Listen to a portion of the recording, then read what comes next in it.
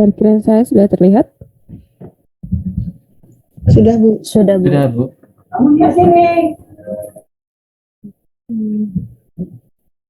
Oh ya. Recording in progress. Baik, Assalamualaikum warahmatullahi wabarakatuh. Selamat pagi, mahasiswa peserta kuliah Fisika Komputasi. Hari ini kita melanjutkan topik pekan lalu, yaitu root of equation atau akar dari persamaan nonlinear. Beberapa textbook memberikan nama sebagai solution of nonlinear equation. Sama aja ya. Jadi kalau pekan lalu kita sudah bahas metode bracket atau metode tertutup, bracketing method. Kita bahas dua teknis metode tertutup, yaitu metode bagi dua atau bisection method dan metode posisi palsu atau false position atau regula falsi. Nah, pekan ini kita akan bahas mengenai open method atau metode terbuka.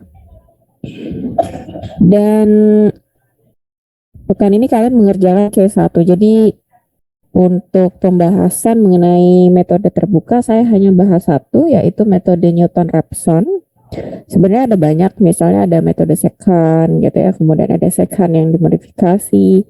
Itu bisa kalian eksplor sendiri, terutama jika kalian mendapatkan nanti di topik tim case-nya terkait persamaan nonlinear. Oke. Nah,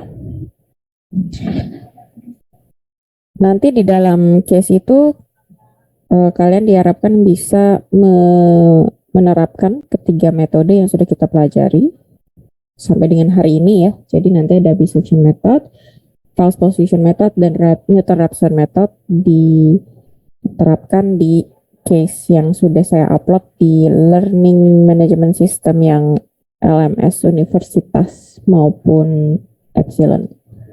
Harusnya sih di Epsilon sudah saya mirroring ya. Oke, kita lanjut supaya kalian cukup waktunya nanti. Ya, metode Newton-Raphson.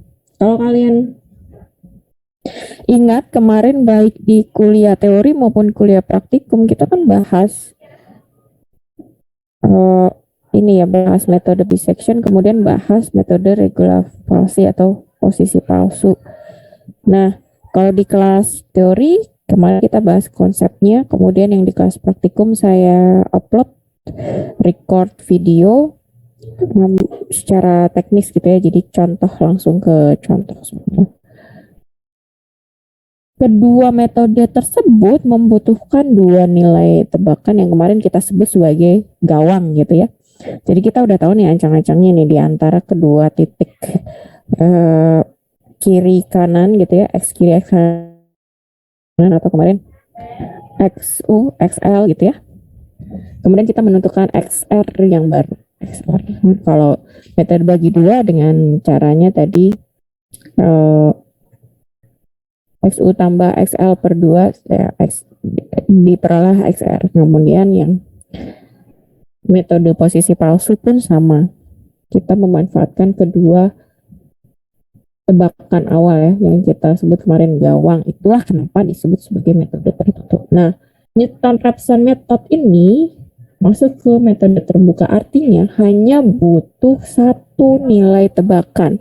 Seperti biasa kalau misalnya kita punya suatu persoalan gitu ya, suatu fungsi fx, kita gambarkan dulu, jadi kita mendapatkan ilustrasi geometri, metode grafis gitu ya, dari persoalan yang kita lihat. Di sini kan kelihatan bentuk kurvanya, kemudian kita tahu, oh adanya di sini, berarti kira-kira sekitar ini.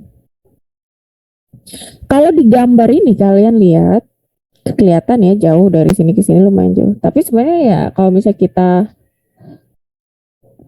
zoom out gitu ya, itu kelihatannya nanti jadi satu titik gitu. Nah, ini ceritanya sudah di zoom in berkali-kali makanya kelihatan nih jauh. Tapi kan saat kita menerapkan metode numerik ya kita nggak usah susah payah untuk zoom in dari grafis atau geometrical illustrationnya, ya kita cukup tebak aja satu titik yang kira-kira dekat dari titik yang dimaksud, ya dari akar yang dimaksud. Kemudian kita terapkan simulasi komputasinya.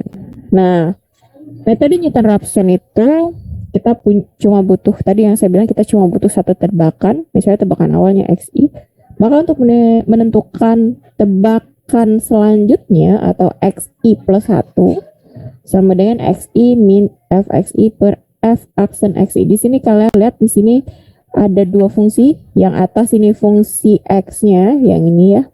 Kemudian di sini ada F aksen X, maksudnya adalah turunan pertama dari fungsi. Nah, berarti udah jelas nih, kita punya fungsi, kita punya mathematical equation, kita butuh satu tebakan awal, dan kita juga butuh menghitung nilai turunan fungsi. Kalau di matematika kelas 11, kalian masih ingat apa penerapan dari turunan? Ada yang ingat atau lupa? Salah satu penerapan dari turunan adalah ya, kenapa sih bisa dapat rumus ini? Nah, dari sini. Ya. Kalau kalian lihat di sini, itu ada apa nih?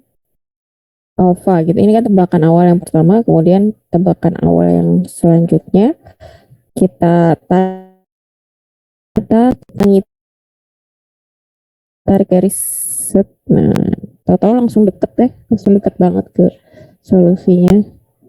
Nah, ini tebakan selanjutnya atau nilai aproksimasi selanjutnya. Kalau kita taruh di sini alfa, sudut alfa, kemudian kita namakan dia sebagai segitiga ABC, maka tangen alfa berarti depan sisi AB per sisi sampingnya AC. Nah, tangen alfa AB AC itu sama saja seperti menuliskan delta Y per berapa ini? Ada yang ingat?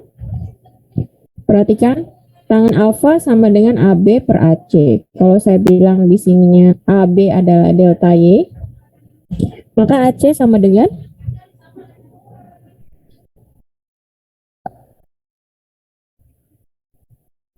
delta X. Ya, delta X. Berarti delta Y per delta X itu kira-kira rumus apa?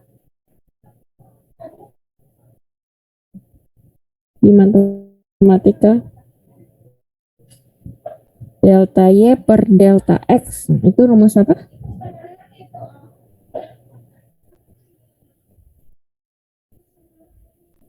Gradien. Iya, gradien.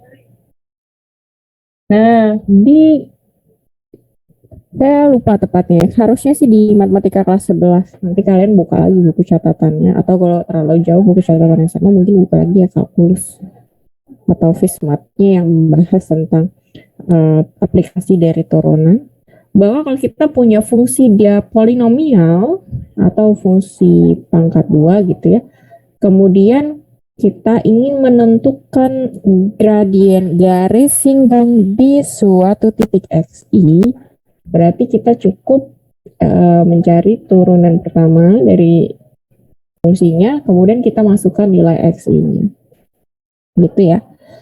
Karena tadi tangen alfa itu sama dengan gradien, makanya diganti jadi F aksen XI. Ya. Sedangkan AB sendiri kalau kita lihat di sini adalah nilai dari FXI, karena F di titik A ini kan dia berhimpit dengan 0 ya, sumbu 0, jadi seperti FXI dikurangi 0 gitu ya, jadi seperti ini. Kemudian yang untuk AC itu titik A dikurangi titik C. Titik A itu posisinya XI, kemudian titik C posisinya XI plus 1. Sehingga kita peroleh hubungan yang tadi ya, yang ini. Seperti ini. Itu penurunan rumusnya bagaimana kita mendapatkan nilai aproksimasi selanjutnya dari tebakan awal. Oke. Ingat ya. Jadi kita punya fungsi, kemudian kita hanya butuh satu tebakan awal, dan kita juga butuh turunan fungsi. Oke, ini algoritma dari metode Newton-Raphson, ya. Nah, kalau di sini dia minta kita harus mengevaluasi f aksen x-nya dulu. Jadi kalau di aplikatif ke source code di Python, kalian bisa definisi fungsi dari fungsi aslinya, kemudian definisi fungsi dari f aksen x-nya. Kemudian langkah yang kedua adalah menentukan xi plus 1 sama dengan xi min f xi per f aksen xi. Ya, ini juga boleh dibuat definisi function ya, call function, atau dibuat di program struktural biasa. Nah, xi plus 1 ini dihitung berdasarkan dari data-data yang tersedia. Jangan lupa variabelnya sifatnya dinamik, jadi di-update gitu ya. Kalau misalnya nanti di praktikum berarti dicatat atau di print atau disimpan ke dalam array juga boleh, namun kalau disimpan dalam array kan lebih berat ya. Nah, xi plus 1 ini untuk mengestimasi new value atau nilai tebakan baru atau nilai aproksimasi jadinya. Kalau sudah melalui perhitungan jadinya nilai aproksimasi. Nilai tebakan itu untuk yang awal banget ya.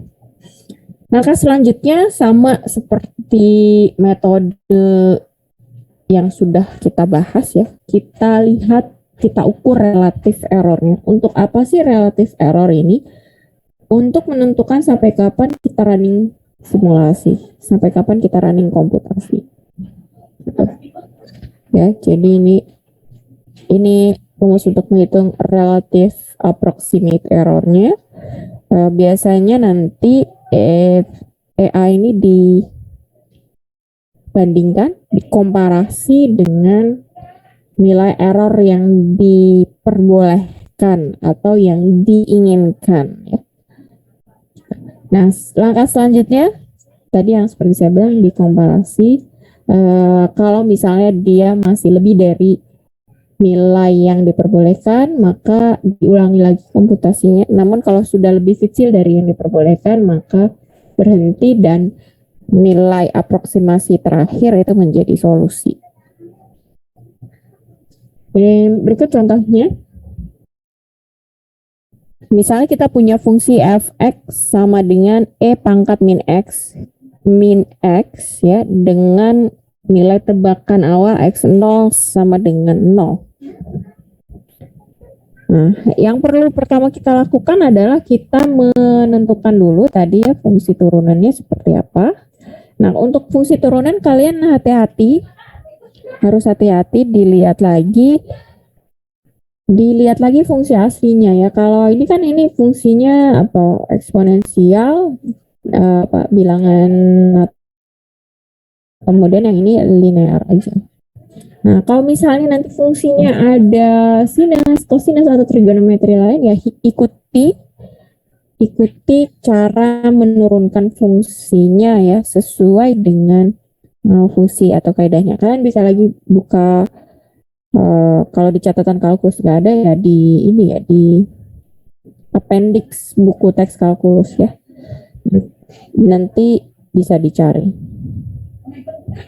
Oke, kita lanjut setelah kita punya turunan pertama dari fungsinya. Kemudian langkah yang kedua tadi menghitung nilai aproksimasinya dari nilai tebakan awal ya, sesuai dengan fungsi tadi.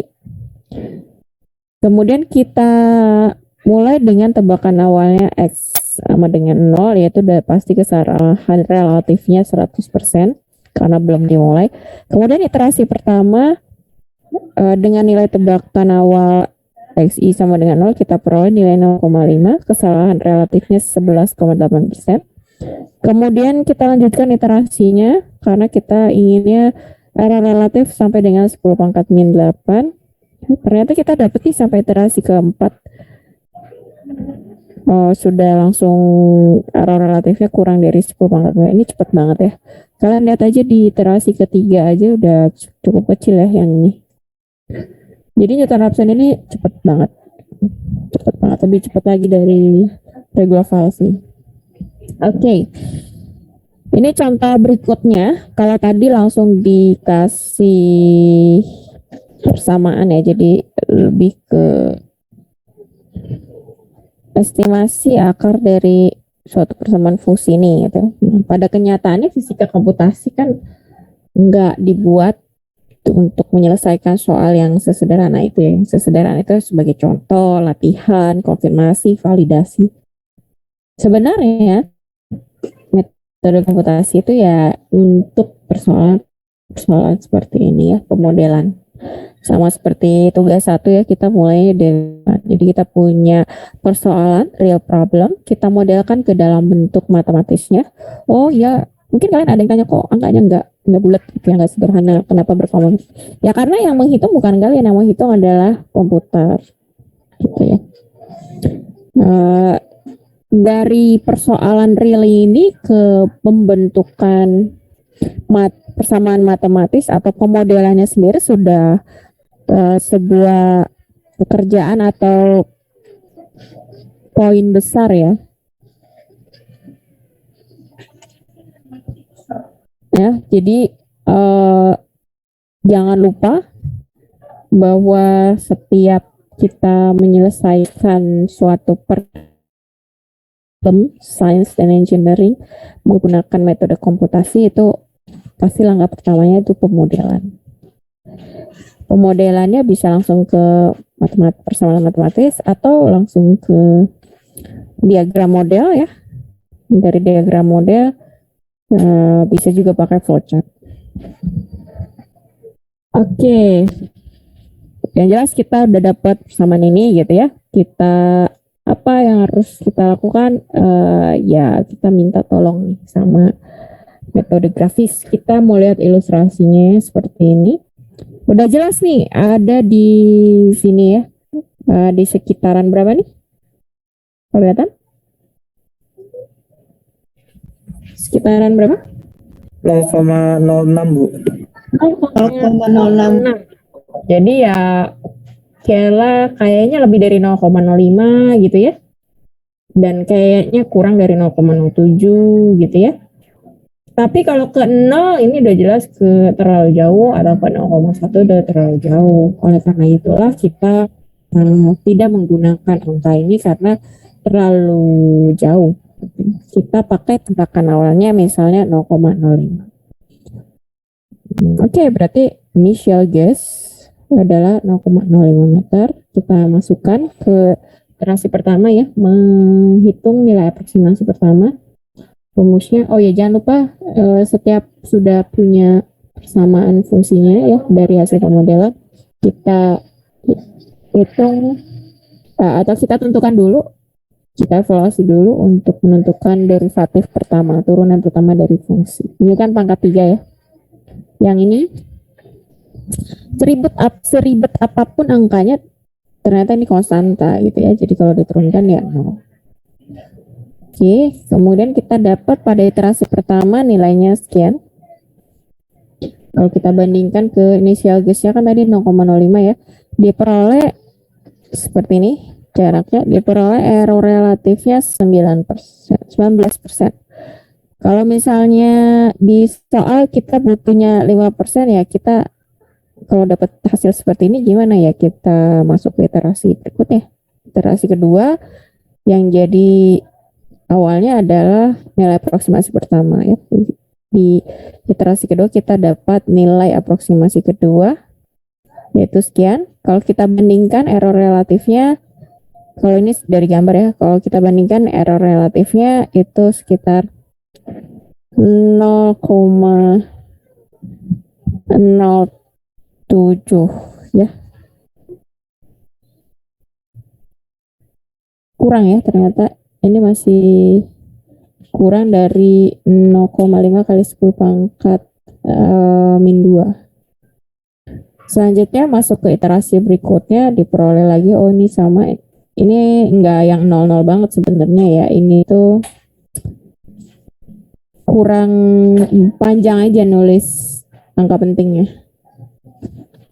Nah, ini 0,00000 mungkin gitu ya, 0,0001% misalnya gitu. Maka nilai tebakan yang di iterasi ketiga lah yang menjadi apa ya, ini sampai 10 pangkat min 9 pun. Ini yang menjadi solusinya. Kurang lebih seperti itu untuk metode Newton-Raphson. Sampai sini ada yang ingin ditanyakan?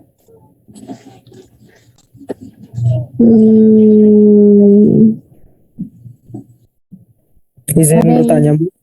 Silakan Yusuf. Ya, saya izin bertanya yang tadi tuh, Bu, yang ada gambar bola merah yang di slide Nah. Ibu. Nah, itu untuk mengkonversi dari gambar ke persamaan matematikanya ada caranya nggak, Bu? Atau ada referensi, Bu? Gitu. Kalau kalian, ya pertanyaan bagus Yusuf, itu adalah tahapan yang kita namakan kemarin ya, pemodelan matematis. Kalau kalian ingat di tugas yang pertama, yang kinematika enzim, ya itu kan cuma bilang apa sih kemarin pertanyaan? Tiba-tiba saya lupa, sebentar ya. Kita buka tugas 1. Oke, kurang lebih seperti ini ya. Oh, malah udah dikasih tahu bahwa laju perubahan konsentrasi itu sebanding dengan nilai konstantanya. Nah, berarti kan kita ini perkalian linear aja ya, perkalian dengan konstanta linear. Sama seperti gini, yang kasus terjun payung. Bagaimana memperhitungkan gaya gesek udara. Nah, itu biasanya diketahui di instruksi soal. Gaya gesek udara sebanding dengan kecepatan pangkat 1 misalnya. Berarti kita tulisnya C kali V gitu ya. Dengan C adalah suatu konstanta dan V-nya itu kecepatan dia ke bawah dengan arah gaya gesek tentu berlawanan dengan arah gerak. Tapi bisa juga di soalnya gitu dia memodelkan, jadi si problemnya ingin memodelkan bahwa gaya gesek itu sebanding dengan pangkat kuadrat dari kecepatan. Jadi nilainya CV kuadrat. Seperti itu. Biasanya lebih detail. Untuk example 7 ini langsung langsung saya berikan ini supaya lebih cepat aja. Begitu Yusuf. Jadi tadi yang tanya Yusuf ya. Jadi ya memang untuk setiap persoalan pasti diketahui di sini atau langsung diketahui rumusnya. Untuk kasus 1, mana kasus 1 nih? Kelihatan? Untuk kasus 1 itu udah saya tulis rumusnya, rumus hukum Bernoullinya, dan bahkan sudah saya tuliskan juga fungsi yang sudah dimanipulasi matematis ya. Jadi tinggal diterapkan aja di programnya kalau itu dissection dan regulasi. Kalau Newton-Raphson masih butuh satu step, yaitu menghitung atau menentukan satu stepnya, menentukan turunan fungsi. Turunan dari fungsi H. Oh iya. Jadi baca baik-baik soalnya ya di C1. Harusnya Q1 tuh ya kurang lebih pengertiannya sehari 2 hari ya. Tapi ini baru case pertama. Dikerjakan secara individu, saya harap kalian bisa benar-benar memposisikan diri kalian sebagai problem solver gitu ya. Bukan cuma sebagai programmer, tapi sebagai problem solver. Jadi mengerti persoalannya. Terlebih lagi case yang saya ambil ini hukum Bernoulli ya, fisika dasar banget, fisika banget. Dasar fisika banget atau fisika dasar banget? Oke, untuk case-nya ada yang ingin tanyakan? Baik, terima kasih Bu tadi atas jawabannya. 3 metode itu berarti itu ya, bisection method, false position method, dan Newton-Raphson method. Kemudian untuk setiap metode silahkan komparasi untuk 3 iterasi pertama, 5 iterasi, 10 iterasi, bagaimana hubungan, bagaimana tabel error relatifnya, kemudian bagaimana hubungan jumlah iterasi dengan nilai errornya. Kalau kalian sampai memvisualisasikan, oh berarti analisisnya bagus ya. Jadi jangan cuma menampilkan tabel atau angka, tapi juga di sini dibaca harus dianalisis. Saya rasa cukup jelas ya untuk yang Q1. Izin bertanya, Bu. Ya, silakan Shalom. Untuk case 1 itu nanti laporannya codingan sama analisisnya aja atau kayak praktikum, Bu? Q1 dot IPNB ya, di dalam format Jupyter Notebook sudah saya infokan di keterangan submissionnya. Jadi silahkan yang penting menjawab semua poin ini nih. Diatur aja pakai markdown atau teksnya bagaimana, kemudian source code-nya seperti apa, di running, kemudian cara menampilkan menjadi tabelnya. Tentu kan berarti harus ada modifikasi source code ya. Kalian lihat lagi aja di catatan kuliah Pemkom, misalnya menyimpan dalam array atau print format juga boleh. Itu Shalom. Oke, baik. Terima kasih, Bu. Untuk yang ingin menggunakan datanya lagi, misalnya setiap metode udah punya tabelnya gitu-gitu ya. Tapi mau kalian pakai lagi nih datanya untuk di bagian analis, mau kalian pakai untuk apa? Untuk di coding lagi jadi visualisasi, misalnya ya kalian codingnya pakai Matplotlib gitu, visualisasinya. Silahkan simpan dalam bentuk list atau array data di source code sebelumnya berarti. Ya, di sini saya harap kalian bisa menjawab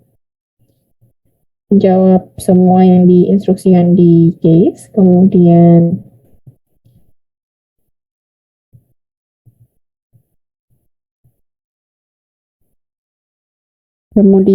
diolah gitu ya. Nah, itu bagian dari analisis. Jangan sampai analisisnya setelah menerapkan 3 metode untuk setiap step, untuk step jumlah step, disimpulkan bahwa misalnya ya Newton-Raphson lebih cepat atau paling cepat dari ketiga metode, misalnya gitu.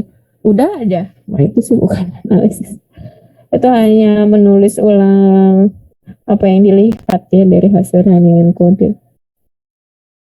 Oke, ada lagi yang ditanyakan terkait materinya atau terkait kasusnya dari PJ-nya?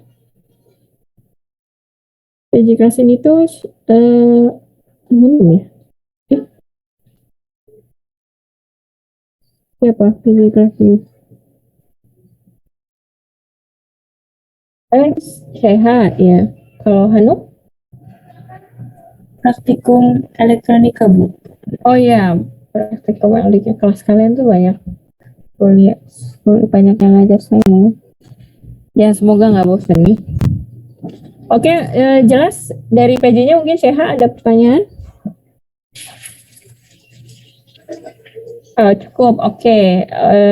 Karena saya rasa sudah cukup jelas, tidak ada pertanyaan lagi, maka saya anggap kalian mengerti baik itu materi, case-nya.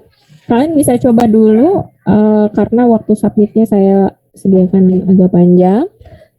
Kalian juga boleh menunggu materi tambahan dari kelas praktikum terkait metode Newton-Raphson. Baik, Zoom meeting hari ini saya akhiri sampai di sini. Selamat mengerjakan kasus 1. Wassalamualaikum warahmatullahi